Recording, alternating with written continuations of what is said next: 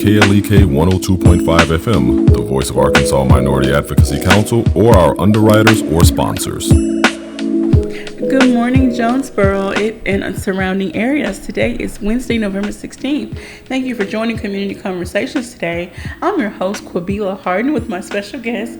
Well, actually, today is a two-part show. So my first special guest is Ms. Shunquetta Cunningham. Thank you for joining me. Thank you for having me. And she is going to be giving you some information about the business that she runs. It's called Caris Grants and Services. And so can you first start out by telling the listeners and viewers a little bit more about you and then get into your business? Okay, sure. My name is Shunquetta Cunningham, and I am the proud mother of four beautiful princesses, and I just celebrated my 10-year anniversary to my wonderful husband, That's Sanford. awesome. I am a native of Arkansas via the city of Blytheville. Okay. And I've been here in Jonesboro for almost 10 years. I came to finish up my degrees. I have a bachelor's of science, a bachelor of arts, in political science, Okay. and a master's in public administration. Okay.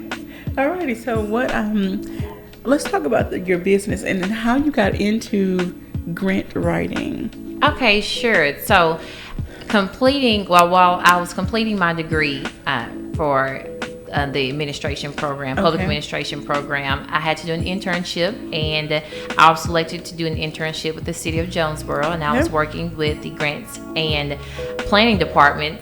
And so after I graduated, I was invited back as an employee, Okay. and I started grant writing then. And then just an opportunity came where we had so many individuals who come in seeking grant assistance Okay. or help with starting a nonprofit, and Okay. we could not help them there. So just a window was there to say, hey, you could, actually have an impact on doing something that you want to do behind your own desk. And I like that idea. Okay. Always, and so just, took that leap of faith, and I'm happy I did. And so Caris Grants and Services was birthed, and it started out exclusively as a grant writing consulting business. Okay. But over time, I've just saw the need goes beyond grant writing, especially for nonprofits here in the Delta. Okay. That a lot of structure is needed. One thing I don't want grants to do, as a financial advisor would tell you, don't live from check to check. Okay. And so many times you see nonprofits living from grant to grant. And so I want to change the culture that if we plan well, we can actually grow, your nonprofit. There is no reason why our local nonprofits should not be at the capacity of a Boys and Girls Club or Salvation Army. Okay. It just takes strategic planning and a wonderful consultant who is willing to work with your organization from the inside out to get you the funding that you need. Okay. And I don't have experience with grant writing. Well, I wrote a very small community grant several years ago for a program that I implemented under another nonprofit agency Okay. that I worked for. And I know how stressful it can be to just watching my supervisor at the time try to write a grant. She would take days off and stay at home and just research and write and it's like preparing for a huge college final or something. I mean, it's huge. It is for people that you don't know, and that because there's a whole selection committee, and so you're just preparing and articulate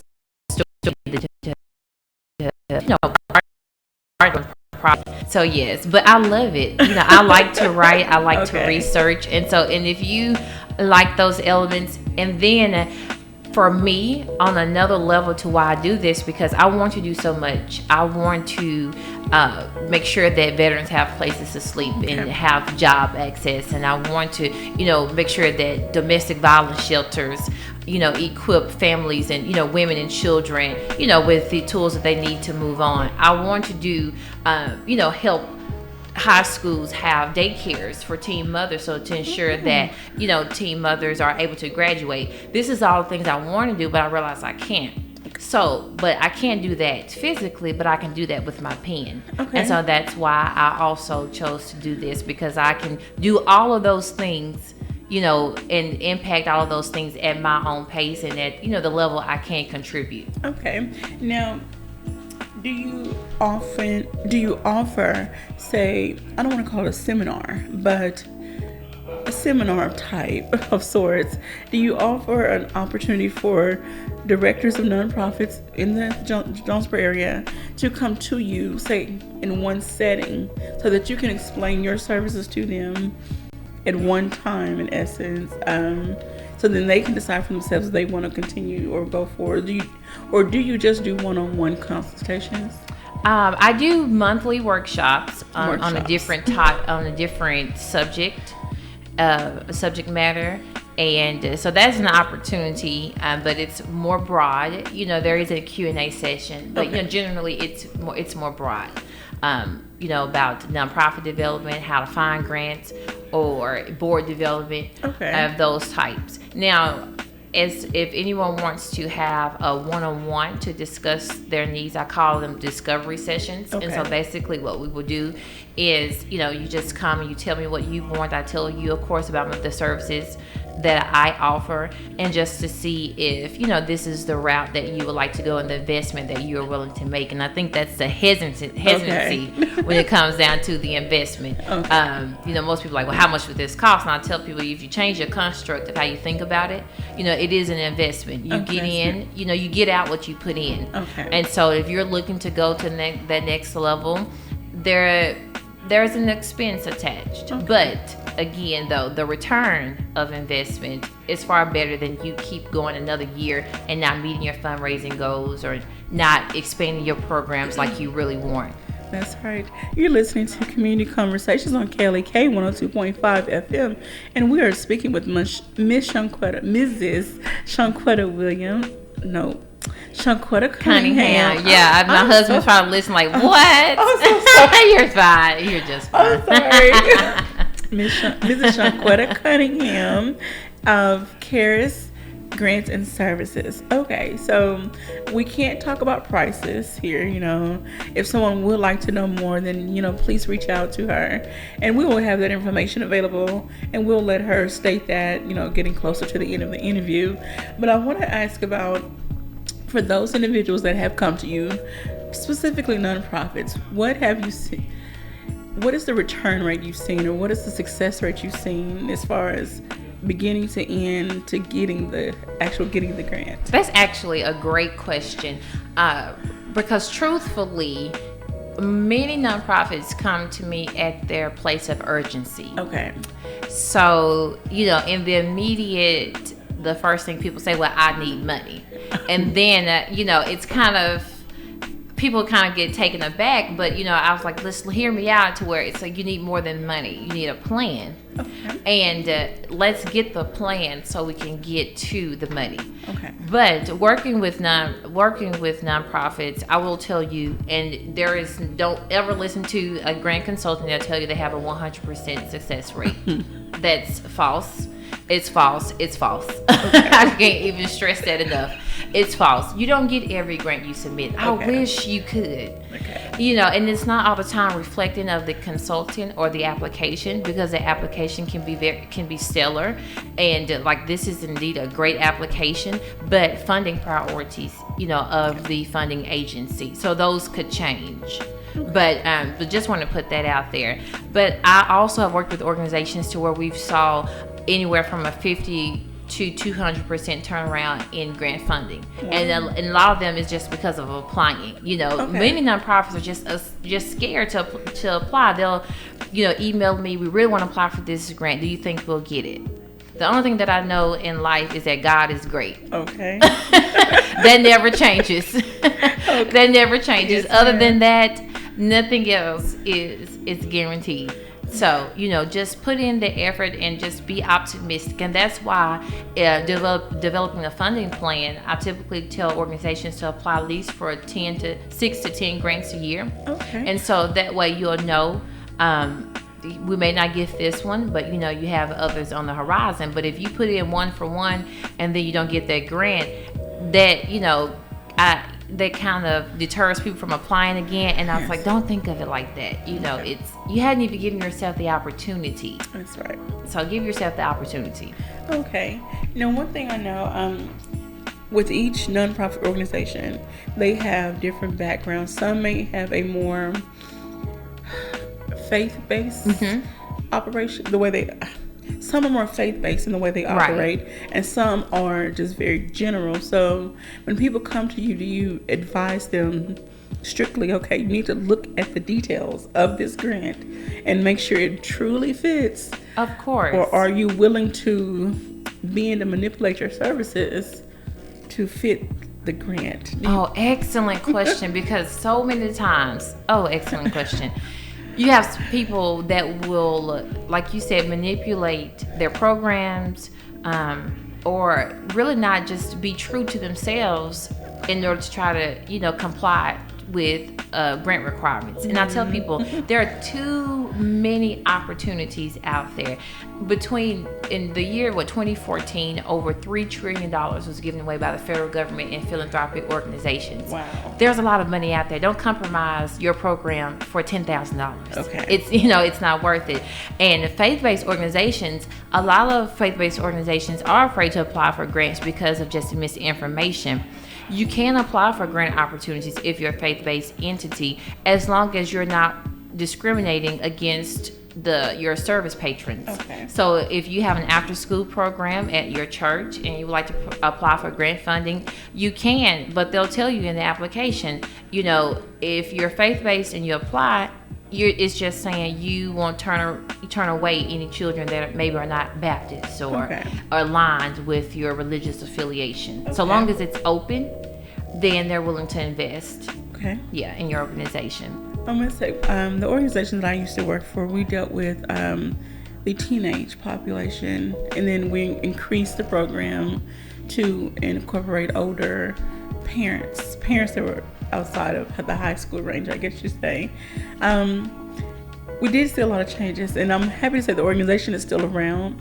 But yes, again, it goes back to that scrambling for funding. At one point, the economy was like really bad, and so people were, getting tight on their purses, and they weren't just giving out money, or they were giving out half of the money that we received before.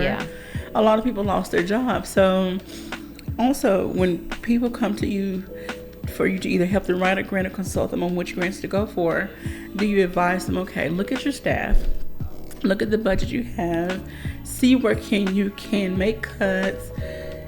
I mean, really plan for like 5 or 10, projections. Yes. Checking your projections. Yes, if they're willing. Okay. If you're willing, because I have met executive directors who are just adamant, like, no, we need another grant, and that is my job to. Well, if you would like for me to write this grant for you, but I've become, just become bolder in saying, hey, I really know, look at the capacity. Okay. It's not to deter you from a grant, it's just not this grant. Because most organizations, this is what I find, you've had troubles operating a $10,000 budget. Okay. You can't expect for a funding agency then to give you $200,000 if you have not shown fiscal responsibility with what you've had. Okay. So if you're not keeping accurate bank statements, if you're not getting audited, if you're not even submitting your 990s, at the end of the year, you're not showing a funding agency that you're fiscally responsible. Okay. So that also goes into that. So again, it's just about changing the culture, and especially with our minority organizations. Okay. We really have, and that's because a lot of the stuff we haven't been taught. Okay. When it comes down to finances. Yes, ma'am. We really have not been taught as well. And that's even me. I'm learning every day of how to become more fiscally responsible. And a part of that is planning.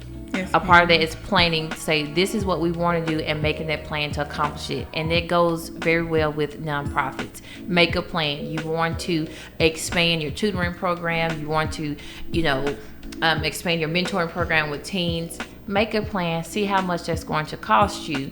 And then when you go to a consultant, they can better help you and say, hey, okay, I see your funding priorities. Now I can identify those grant prospects that will align with what you want to do. Okay. just had a question. Oh, okay. When you're talking about being financially, responsible and fiscally responsible, I have a 19-year-old, and I'm constantly trying to tell him, don't spend every dollar you have in your pocket. I want to help you set your life up better than my parents helped me, because I come from a generation where your parents or grandparents didn't go to college, and they didn't learn all of these things. They basically worked on farms or whatever.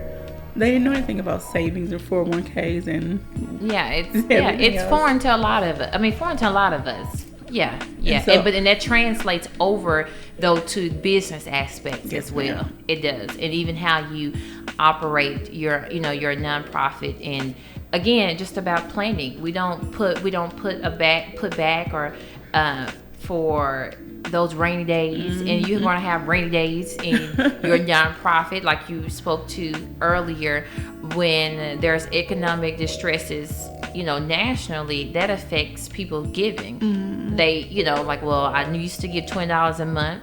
I'm going to have to cut that back to $10. And so you need to be flexible. And that's why I encourage organizations to have a diversified funding portfolio. You should have a signature fundraiser that you do every year that's synonymous with your organization. So they think of, the Quabila Hardin Foundation and everyone go pink day since it's your favorite color. Okay. But they know that each year we're going to look for the go pink day. Okay. For your organization. Also have, you have your grants, and then the donors. Make sure you reach out to them. People give to the organization, and then you'll be surprised that there's no follow-up after. Yes. One time, because again, operating out of urgency, you get the donation one time and you don't follow up, or you don't say thank you. Like, allow them to be, constant contributors to your organization as well. And that's one thing I would like to get into, like with here at the station. Lagenzi is really great at reaching out and saying thank you to a lot of people, but I would like to get more into it, especially people who have been my guests on my show. I think that also builds relationship and builds a network. So anyway. Yeah, even during the holidays, I'm gearing up for that now, just to send out, holiday cards to clients or prospect clients. It goes a long way, and at least then too, it keeps your name on their mind. Yes, ma'am. Yeah. So it goes a long way, and that's great for your nonprofits, your volunteers that come, even if they came one time to, do an art class. Send a thank you, or send a picture of the kids, while they were painting and stuff, and put in a nice card just to say thank you, or take out a small ad in the newspaper to say thank you. Any way that you can show appreciation, because the next time you have to go to them, it makes it lighter. They'll be more willing to say, oh yeah, because you express gratitude for us helping, so they'll be more likely to come back. Okay. Well, I have another question. We have about 2 minutes left. Okay. But when you mentioned earlier at the top of the show about you consult people that possibly want to start a nonprofit. Yes.